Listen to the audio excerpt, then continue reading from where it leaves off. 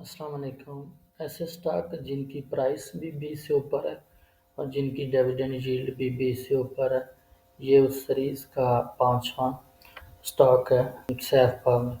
इसको सर्च करने के लिए हम जाएंगे SCStrade.com पे। यहाँ पर आने के बाद हम जाएंगे ये फंडामेंटल एनालिसिस में, और फंडामेंटल एनालिसिस में जाके हम जाएंगे स्टॉक सर्च पर।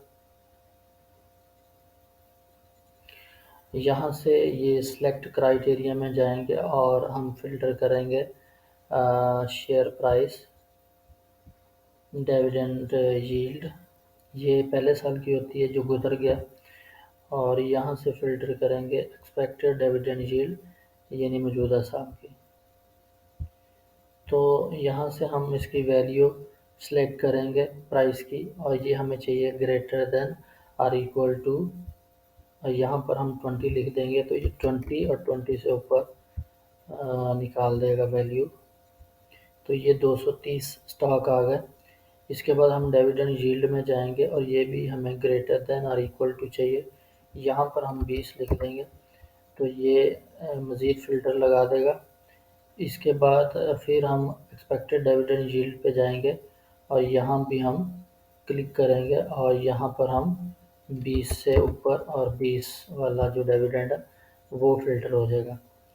तो ये देखिए अभी इसमें 4 कंपनियां रह गई हैं। अभी आज का टॉपिक हमारा सैफ पावर है।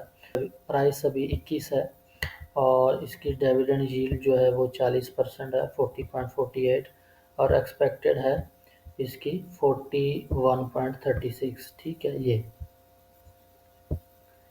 अच्छा, इसके बाद यहाँ से ये देखने के बाद हम दोबारा एक नई विंडो ओपन करेंगे और उसमें भी हम SCStrade.com को ओपन करेंगे। यहाँ पर हम जाएंगे मार्केट स्टैटिक्स पर और यहाँ से जाएंगे अनाउंसमेंट पर।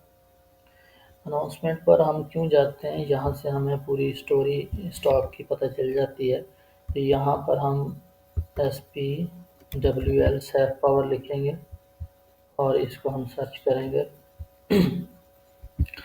तो हम 2021 से स्टार्ट करेंगे। 2021 के पहले क्वार्टर में इसकी ये अर्निंग है 1.18, और हाफ ईयर यानी दूसरे क्वार्टर में इसकी ये अर्निंग है 0.18। तो दोनों को प्लस किया तो ये हो गई 2.02। तीसरे क्वार्टर में फिर ये अर्निंग है 1.17, तो तीनों क्वार्टर को प्लस किया तो ये होगी 3.19। और फाइनल ईयर यानी कंप्लीट ईयर और फोर्थ क्वार्टर हो गया ये, तो इसमें अर्निंग है 1.33। तो चारों क्वार्टर को प्लस किया तो ये हो गई 4.52। ठीक है। तो अभी हम देखेंगे कि इसने 4.52 तो अर्न किया, लेकिन डिविडेंड कितना दिया। तो यहाँ पर आ जाए, तीसरे क्वार्टर में इसने 2 रुपये दिए हैं। ये जो 20% है इसका मतलब 2 रुपये है। तो ये फिर इसने तीसरे क्वार्टर के बाद फिर दे दिया दोबारा 5 रुपये, और कंप्लीट ईयर में फिर इसने 1 रुपया दिया। तो इस तरीके से ये 8 रुपये हो गया 2021 में। तो 3 क्वार्टरों में दिया, ये भी एक चीज़ नोट करने वाली, 3 क्वार्टर डिविडेंड दिया और दिया कितना है 8 रुपये। और उस टाइम तो इसकी प्राइस भी तकरीबन 17 के करीब थी, अभी इसकी 21 रुपये चल रही है। थोड़ा सा ऊपर आएंगे हम, ये 2022 क्वार्टर 1 में इसकी अर्निंग नेगेटिव में है। ठीक है, -0.14 अर्न किया है इसने। दूसरा क्वार्टर यानी हाफ ईयर, ये HY का मतलब हाफ ईयर है, तो इसमें इसने कमाया 2 रुपये 6 पैसे। तो पीछे वाले 14 पैसे जो थे वो माइनस में थे, तो इसमें से माइनस करेंगे तो इसकी 2 क्वार्टरों की अर्निंग होगी 1.93। इसके बाद तीसरे क्वार्टर में इसने अर्न किया 1.94, तो तीनों क्वार्टर का मिला के हो गया 3.87। कंप्लीट ईयर यानी फोर्थ क्वार्टर में इसने अर्न किया 1.18, और अगर यानी हम चारों क्वार्टरों को प्लस करते हैं तो 5.05 आ गया। तो अभी इसने यानी 5 रुपये 5 पैसे तो इसने अर्न किए हैं, लेकिन इसने दिए कितने हैं तो वो हम देख लेते हैं। पहला ये पॉइंट नोट करने वाला कि इसने 3 क्वार्टर में डिविडेंड दिया। दूसरा पॉइंट इसमें ये है कि इसने डिविडेंड दिया कितना है, तो 4.5 रुपीज़ और 1.5 यानी 1.5 रुपये और 4.5 रुपये, ये हो गए 6 रुपये, और 2.5 रुपये ये हो गया, तो कितना हो गया, 8.5 रुपये हो गया। तकरीबन 20 का शेयर है और 8.5 रुपये दे रहा है, या 21 अभी जो करंट प्राइस है वो आप कंसीडर करें। 21 रुपये का शेयर है और ये दे रहा है 8.5 रुपये, तो आप कैलकुलेट कर लें, ये तकरीबन 30% से ऊपर बनता है। तो पहले इसने 8 रुपये दिए हैं 2021 में, और 2022 में इसने दिए हैं आपको कितने, 8.5 रुपये। तो ये देख लिया हमने, पहले हमने देख लिया यहाँ से कि ये यहाँ इस वेबसाइट में कितना डिविडेंड शो हो रहा, यहाँ पर 40% हो रहा और एक्सपेक्टेड इसका 41.36% है। तो उसके बाद हम यहाँ पर आ जाते हैं, और यहाँ पर आने के बाद हमने देख लिया ये साल में कितनी दफ़ा डिविडेंड देता है और देता कितना है। तो ये पता चला कि ये साल में 3 दफ़ा डिविडेंड देता है, और देता है 2021 में इसने 8 रुपये दिए। मैं इसको अगर कैलकुलेट करूं, ये कैलकुलेटर है करंट प्राइस, हमने करना क्या है, ये जो प्राइस जिसने डिविडेंड दिया ना 8 रुपये, उसको हमने रखना ऊपर और उसको डिविडेंड करना है करंट प्राइस से, तो वो 21 है, और इसको आप मल्टीप्लाई कर दें 100 से, तो ये हमारी परसेंटेज निकल आती है। तो 2021 में इसने 38% दिया है, ठीक है, और 22 में कितना दिया वो भी चेक कर लेते हैं, वो दिया 8.5 रुपये, 8.5 डिवाइडेड बाय 21, और इसको मल्टीप्लाई करेंगे 100 से, तो ये निकल आता है 40.47%, ठीक है। तो ये चेक करने के बाद यानी ये 38-40% डिविडेंड दे रहा है और साल में 3 दफ़ा दे रहा है। तो मैं प्रेफर करता हूँ कि जो साल में 4 दफ़ा देते हैं उनको सबसे ऊपर रखता हूँ, यानी उनको ज़्यादा इम्पोर्टेंस देता हूँ, और उसके बाद जो साल में 3 दफ़ा देते हैं उनको सेकंड इम्पोर्टेंस देता हूँ, और फिर ऐसे ही जो साल में 2 दफ़ा देते हैं उनको थर्ड इम्पोर्टेंस, और फिर जो साल में 1 दफ़ा देते हैं। तो ये दूसरे नंबर पे आ गया मेरी प्रेफरेंस में, लेकिन डिविडेंड बहुत ज़्यादा दे रहा है, तो इस वजह से इसको प्रेफरेंस 1 में भी रखा जा सकता है। इसके बाद हम देखेंगे अपनी रिसर्च रिपोर्ट, ये मैंने रिसर्च रिपोर्ट बनाई हुई है, तो इसमें आ जाएं, तो ये सैफ पावर लिमिटेड है, ठीक है, और ये करता क्या है, ये प्रिंसिपल इसका क्या है, ये इलेक्ट्रिसिटी, ये प्रिंसिपल एक्टिविटी जो है, ओन ऑपरेट मेंटेन ए कंबाइंड साइकिल पावर प्लांट, ये पावर प्लांट है उसको मेंटेन करता है, उसको ऑपरेट करता है, और उसका जो पावर है उसको सेल करता है, power generation and sell electricity to central power purchase agency को ये सेल करता है। यानी मेन काम इसका हो गया पावर बनाना और उसको सेल करना।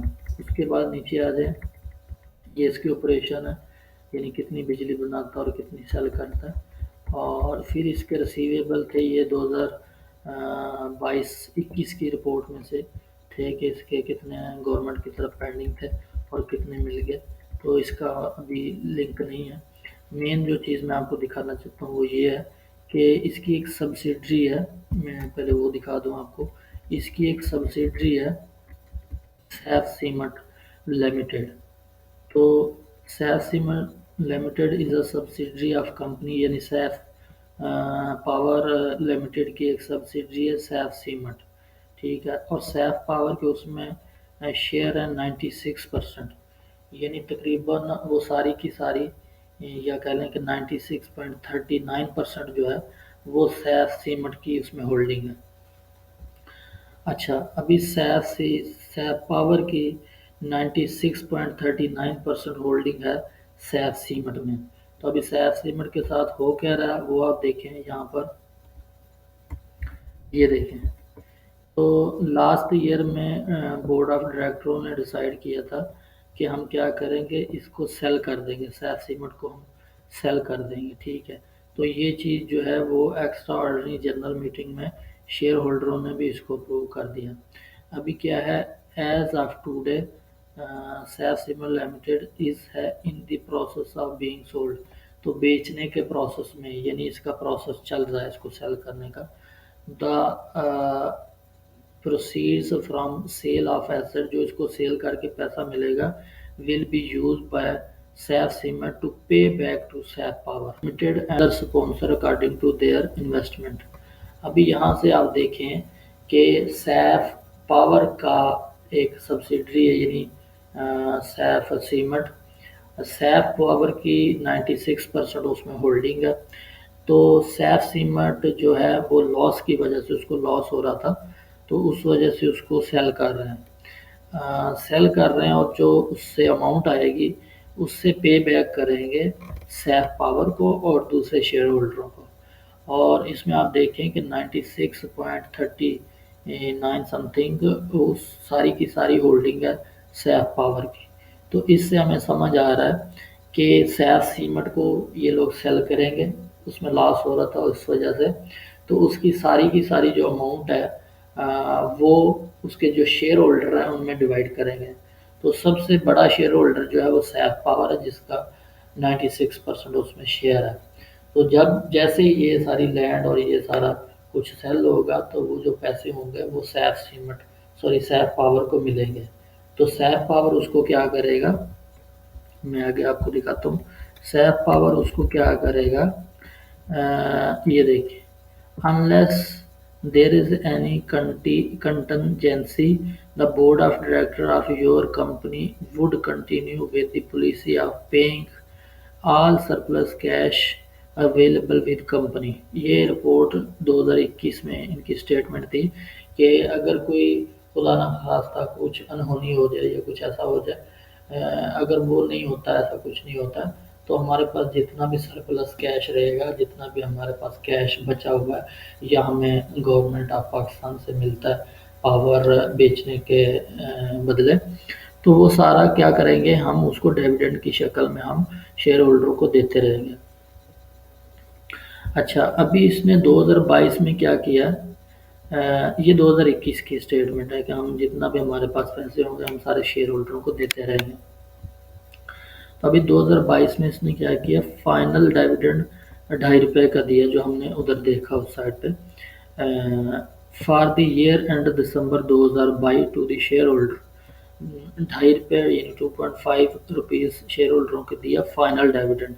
तो ₹6 ये पहले दे चुका था, ये मैं आपको दिखाता हूँ यहाँ से, यानी ये ₹4.5 और ₹1.5 ये ₹6 पहले दे चुका था, और ₹2.5 अभी दिया फाइनल। ये देखिए कंप्लीट ईयर यानी फाइनल, तो ये टोटल हो गया ₹8.5।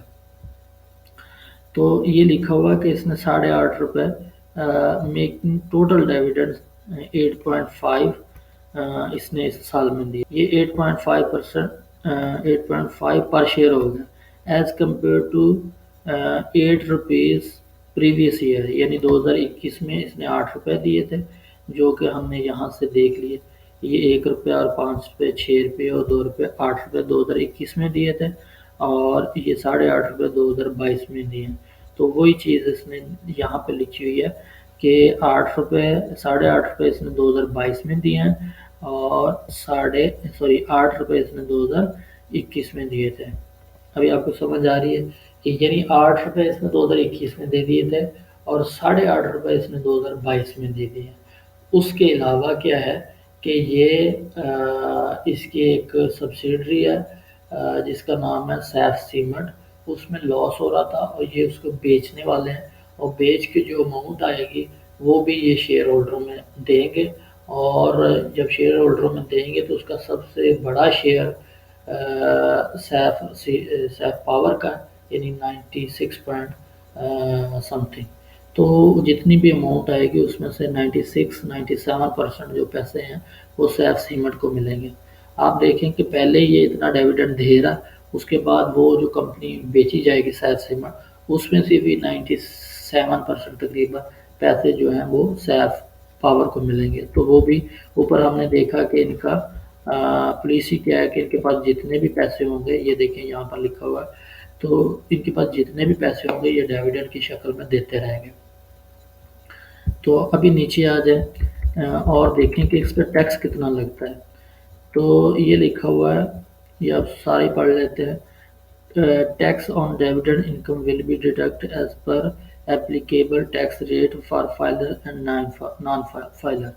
आगे लिखा हुआ to enable the company to make tax deduction on the amount of cash dividend 7.5% instead of 15%, यानी 7.5% ये टैक्स काटेंगे 15% के बजाय। ये किसके लिए है? ये जो फाइलर है।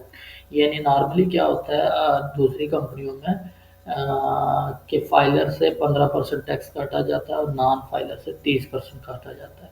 लेकिन जो पावर की कंपनियों में है इसमें थोड़ा और इसमें कह लें कि छूट है, थोड़ा रिलैक्स है कि इसमें 7.5% फाइलर से काटते हैं। 7.5%, 15% की बजाय 7.5% काटेंगे। इसलिए आगे लिखा हुआ है shareholder are advise to make sure their name are entered into active taxpayer list before the date of payment of any future cash dividend. Otherwise, tax on their cash dividend will be deducted 15% instead of 7.5%। तो इसका मतलब ये है कि ये power वाली कंपनियां और स्पेशली हम जिसकी डिस्कस कर रहे हैं सैप पावर, तो ये जो है ये फाइलर से 15% के बजाय 7.5% टैक्स काटते हैं। तो इसलिए नीचे इन्होंने लिखा हुआ कि आप मेक श्योर कर लें कि आपका नाम जो है वो एक्टिव टैक्स पेयर लिस्ट में है कि नहीं है। अगर आपका उस एक्टिव टैक्स पेयर लिस्ट में है तो फिर हम आपसे 7.5% टैक्स काटेंगे, अदरवाइज फिर आपसे 15% टैक्स काटा जाएगा। तो इस सारे यानी अगर मैं इसको कंपाइल करूँ सारी स्टोरी को, तो सैफ पावर ऐसा शेयर है जो साल में 38% से लेके यानी 2021 में इसने 38% दिया और 2022 में इसने तकरीबन 40% से ऊपर डिविडेंड दिया है। तो आप इसकी इनकम देखें यहाँ पर 4.5% इसने 2021 में कमाए थे और 5 रुपये और 5 पैसे इसने 2022 में कमाए।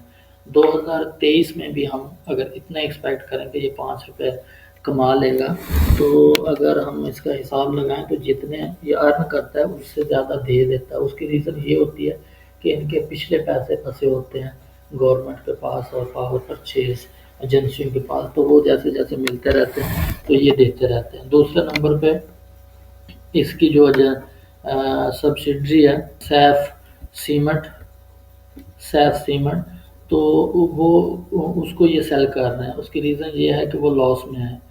ये इसमें मैंने नीचे ये सारा लिखा हुआ है कि वो लॉस में है और लॉस की वजह से उसको ये सेल कर रहे हैं। तो सेल करने से जो पैसे आएंगे वो हमने ऊपर देखा कि उस सारे पैसों को ये क्या करेंगे अपने जो शेयर होल्डर हैं उनमें देंगे। तो सबसे बड़ा शेयर होल्डर ये लिखा हुआ सैफ पावर 96.39। तो इसके शेयर होल्डिंग के हिसाब से इसको पैसे मिलेंगे। तो फिर हमने ऊपर देखा कि इसकी पॉलिसी क्या है। इसकी पॉलिसी ये है कि इसके पास जितने भी पैसे होंगे तो उसको क्या करेगा ये शेयर होल्डरों में देता रहेगा। तो दूसरे अभी आखिरी नंबर पे आ जाए, तो इसका जो टैक्स कटेगा वो भी अगर आप फाइलर हैं तो वो 7.5% कटेगा, 15% नहीं कटेगा। तो इस सारे सिनेरियो को देखते हुए सैफ पावर कंपनी में इन्वेस्ट करना मेरे ख्याल से बहुत ज़्यादा सेफ और वैल्यूएबल है। तो मैं ख़ुद भी इंशाल्लाह इसमें इन्वेस्ट करूँगा और बल्कि मैंने ये सारा एनालिसिस अपने लिए ही किया, तो मैंने सोचा आप दोस्तों के साथ भी शेयर कर दूँ। बाकी सबको चाहिए कि अपना भी एनालिसिस करें, अपनी भी रिसर्च करें और उसके बाद इसको अगर अच्छा लगता है तो बाय करें। लास्ट पे मैं इस पे मेटा स्टॉक में इसके यानी चार्ट की पोजीशन भी आपके साथ शो करूँ, तो वो ये है। मैं ऑलरेडी इस पर ड्रा किया, तो ये येलो लाइन मैंने लगाई है। तो आप कंटिन्यू देखें ये राइज कर रहा है, ये राइज करता है, ये देखें ये राइज करता है। जब मार्केट राइज करती है उस वजह से या फिर इसका कोई बोर्ड मीटिंग आती है, ये डिविडेंड अनाउंस करता है तो उस वजह से ये राइज करता है, और फिर जैसे ही इसमें से डिविडेंड निकलता है या मार्केट गिरती है तो उस वजह उससे ये फिर नीचे आ जाता है। तो ऐसे करते कराते भी ये ओवरऑल ये देखें, ये येलो लाइन मैंने लगाई है, ये ओवरऑल ऊपर ही जा रहा है। आप इसकी ये देखें, ये सारा बना के चेक करें तो ये इसकी बोर्ड मीटिंग आती है या फिर इसमें कह लें कि मार्केट राइज करती है तो ये ऊपर जाता है, और उसके बाद मार्केट गिरती है या इसमें से डिविडेंड निकलता है तो ये नीचे आ जाता है। अभी फिर देखें, ये यहाँ से ये गया हुआ है, ठीक है। तो इसमें से आप देखें कि अभी ये इसकी प्राइस आज हमने यहाँ पर देखी, तो ये प्राइस हमने एक मिनट यहाँ पर देखी थी, ये प्राइस इसकी, तो ये पूरी आज प्राइस इसकी 21 रुपये है। ये देखिए प्राइस यहाँ से भी देख सकते हैं और हम यहाँ से भी देख सकते हैं इसकी प्राइस। ये आखिरी कैंडल से ये क्लोजिंग है 17 अप्रैल की और क्लोज हुआ है 21 रुपये पे। तो हम अगर ये 21 रुपये पे क्लोज हुआ है और इसने एक्स होना है, यानी इसमें से जो डिविडेंड है वो निकलना है इसका 20 रुपये, 20 अप्रैल को जब ये ओपन होगा तो इसमें से ये 2.5 रुपीज़ निकल चुके होंगे। यानी जैसे आज है 21 रुपये और अभी सपोज इसी डेट इसी इसी प्राइस से ये 2.5 रुपये निकलते हैं तो ये हमें पड़ेगा 18.5 पे, यानी 18.5 पे ये आ जाएगी इसकी प्राइस। तो वहाँ पर बाय करना मेरे ख्याल से ज़बरदस्त है ये स्टॉक। तो अभी देखें, ये पहले यहाँ से राइज़ किया, फिर ये डाउन आया, फिर राइज़ किया, फिर डाउन आया, तो अभी फिर ये राइज़ कर चुका है और दोबारा मेरे ख्याल से ये यहाँ पर 19.5 पर, और अगर इसको डिविडेंड एक्स हो के ये यहाँ पर आता है तो यहाँ पर मेरे ख्याल से इसको बाय करना चाहिए। मैं तकरीबन इसको जो है यहाँ पर बाय करना चाहिए हमें तकरीबन 18 के पास। 18.5 पे तो ये वैसे ही आ जाएगा जब इसमें से एक्स होगा, यानी सपोज आज ये एक्स होता है, इसकी प्राइस रहती है तो ये एक्स होता है, तो उसके बाद ये इसमें से 2.5 रुपये निकलते हैं तो ये 18.5 पे आ जाएगा। तो ये थोड़ा बहुत और गिरेगा मार्केट से के साथ, तो ये 18, 18.5, 17, 17.5, तो यहाँ पर ये शेयर बाय करने वाला है। उसकी रीज़नें और सारी जस्टिफिकेशन जो है वो मैं पहले शेयर कर चुका हूँ। तो मेरे ख्याल से ये ज़बरदस्त स्टॉक है इन्वेस्टमेंट के लिए, और फ़िलहाल इसको लॉन्ग टर्म इन्वेस्टमेंट के लिए भी कंसीडर किया जा सकता है। बाकी बाद में इसके साथ क्या होता है, इसकी अर्निंग चेंज होती हैं या ये डिविडेंड नहीं देता, या ये सैफ सीमेंट वाले जो पैसे हैं वो इसके सेल नहीं होते, या कुछ और प्रॉब्लम आता है तो इसमें चेंजिंग आ सकती है। अदरवाइज़ अभी तक ये ज़बरदस्त स्टॉक है इन्वेस्टमेंट के लिए, और इन्वेस्टमेंट इसमें कब करनी चाहिए, जब इसका डिविडेंड निकल जाए। ये 2.5 रुपये हैं, ये जब निकलेंगे तो उस टाइम ये 18 के करीब आ जाएगा, उस टाइम इसमें इन्वेस्टमेंट करनी चाहिए। तो ये थी आज की वीडियो। उम्मीद है आप सब दोस्तों को पसंद आई होगी और आपको ये फ़ायदा देगी इंशाल्लाह। और नेक्स्ट वीडियो में मिलेंगे इंशाल्लाह। नेक्स्ट वीडियो में हम इसी सीरीज़ को कंटिन्यू कर सकते हैं, यानी पहले हम क्या कर रहे थे, 20 से ऊपर वैल्यू वाले स्टॉक डिस्कस कर रहे थे। अभी हम क्या कर सकते हैं, लेस देन इक्वल टू 20 20, तो यहाँ पर हम 20 लिख देंगे तो इन स्टॉक को नेक्स्ट टाइम हम डिस्कस कर सकते हैं। तो ये भी 4 ही आ रहे हैं और ये भी अच्छे हैं, ज़बरदस्त हैं, तो इनको भी डिस्कस किया जा सकता है। या फिर कुछ और मैं सोच रहा हूँ फंडामेंटली स्ट्रॉन्ग शेयर जो है उनको डिस्कस करूँ। तो इंशाल्लाह देखते हैं, ये भी 4 शेयर हैं, इसमें से फाइनेंशियल सर्विस और पाकिस्तान इंश्योरेंस को निकाल देंगे, और 2 ये पावर वाले हैं तो इनको हम इंशाल्लाह डिस्कस कर लेते हैं। तो इसी को कंटिन्यू रखेंगे इंशाल्लाह। ये 2 बनाने के बाद फिर फंडामेंटली स्ट्रॉन्ग कंपनियां जो है उनके साथ डिस्कस करेंगे। तो आज के लिए इतना ही, नेक्स्ट टाइम मिलते हैं नेक्स्ट वीडियो में, और अल्लाह हाफिज़।